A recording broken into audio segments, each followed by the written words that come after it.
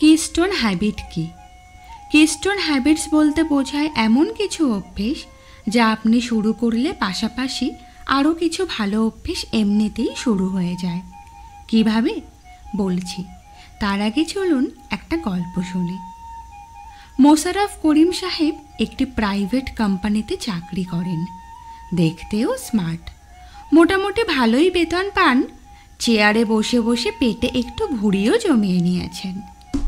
কম বেশি সবার জীবনেই ছোট বড় অ্যাডিকশন বা নেশা থাকে। তেমনি বেচারা মোশাররফ করিমের অ্যাডিকশান ছিল স্মোকিং। যদিও সে জানত এটি শরীরের পক্ষে ক্ষতিকারক, তবুও দিনে 7-8টা সিগারেট তার লাগতই। কিন্তু একদিন তার জীবনে আসলো তার স্ত্রী তিশা। কিন্তু সমস্যা হলো তিশা স্মোকিং মারাত্মক অপছন্দ করে। শত ঝগড়াঝাঁটি আর ঘাড়তারামের পর মোশাররফ ভাবে আসলেই তো জিনিসটা খারাপ, সে তো ঠিকই বলছে, নিজের ভালোর জন্যই জিনিসটা ছাড়া উচিত। সে 1 বছরের মধ্যে এই অভ্যেসটি পুরোপুরি বাদ দিতে পারল। যদিও অভ্যেস পরিবর্তন করা অনেক কষ্টের, তারও কষ্ট হওয়ার কথাই ছিল। কিন্তু সেই কষ্টটা কম করতে করিম নিজের মধ্যে নতুন কিছু অভ্যেস করে তুললেন। যেমন সিগারেট ছাড়ার শারীরিক এফেক্টগুলো ইগনোর করতে জিম জয়েন করেছিলেন। প্রতিদিন অল্প অল্প করে কিছু বই পড়ছিলেন। 1 বছর পর করিম সাহেব দেখলেন তার অভ্যেস এবং শরীরে এক অভূতপূর্ণ পরিবর্তন এসে গেছে। হালকা বের হয়ে আসা ভুঁড়িটাও গায়েব হয়ে গেছে। 5 বছরে প্রথম প্রমোশন পেলেন। অফিসের কলিগরাও তার প্রতি খুব খুশি। আর তিশা, বলুন তো কী হতে পারে? ভুল ভাবছেন, বউ কোনো দিন খুশি হয় না। মজা করলাম। করিমের এই উন্নতিতে তাদের সাংসারিক লাইফও সহজ, সুন্দর এবং সুখী হলো। এবার আমি আলোচনা করব কিভাবে এসব হলো।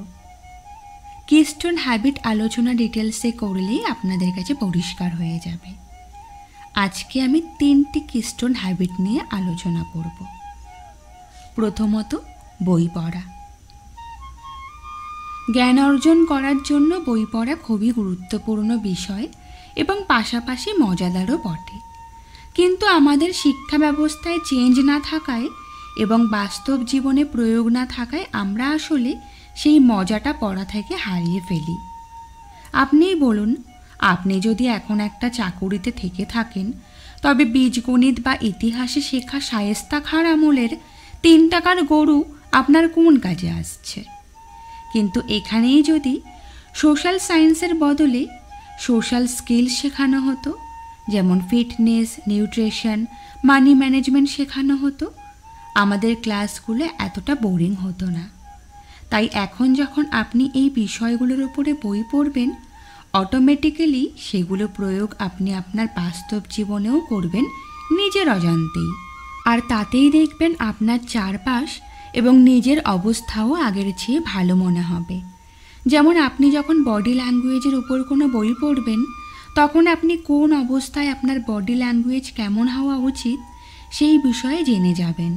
চাইলেও কারো জানাজায় গিয়ে ভি সাইন দেখিয়ে সেলফি তুলতে পারবেন না তখন।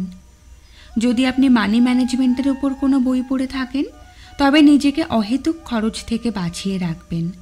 যেমন করিম সাহেব হয়তো অফিস ম্যানেজমেন্ট অ্যান্ড বিহেভিয়ারের উপর বই পড়ছিলেন। তাতে তার অভ্যেস পরিবর্তন হওয়ার পাশাপাশি অফিসের বস এবং বাকি সবাইও তার উপর খুশি হয়ে যায়। দ্বিতীয়টি হলো মেডিটেশন। মেডিটেশন হচ্ছে সবচেয়ে পাওয়ারফুল কিস্টোন হ্যাবিট।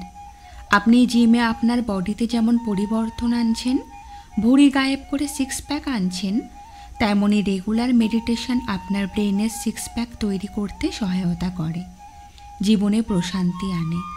পৃথিবীর যত বড় বড় মনীষী, ধর্মপ্রচারকগণ ছিলেন, সবাই একটা সময় মেডিটেশনের মধ্যে দিয়েই গেছেন। তৃতীয়টি হলো ফিটনেস।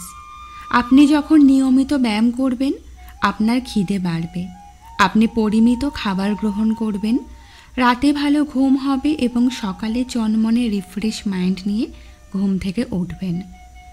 আগের চেয়ে পরিমাণে জল বেশি খাওয়া লাগবে, তাতেও শরীর সতেজ হবে। যেমন করিম সাহেব যখন সিগারেট ছেড়ে জিমে ভর্তি হলেন, তখন কোনো দোকানে গেলে একটা সিগারেট কেনার বদলে কলা কিনে খেতেন। কারণ সব জিম ইনস্ট্রাক্টররাই প্রতিদিন কলা খাওয়ার নির্দেশ দেন।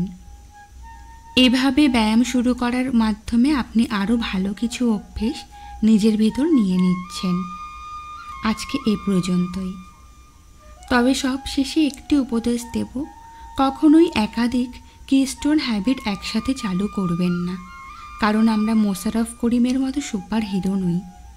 একটা কিস্টোন হ্যাবিট আয়ত্ত করে পরে আরেকটি ধরবেন, তাহলে উইল পাওয়ার ধরে রাখা সহজ হবে। সবাইকে ধন্যবাদ। ভালো লাগলে লাইক অ্যান্ড শেয়ার করবেন এবং চ্যানেলটি সাবস্ক্রাইব করে রাখবেন। আজকের মতো বিদায়।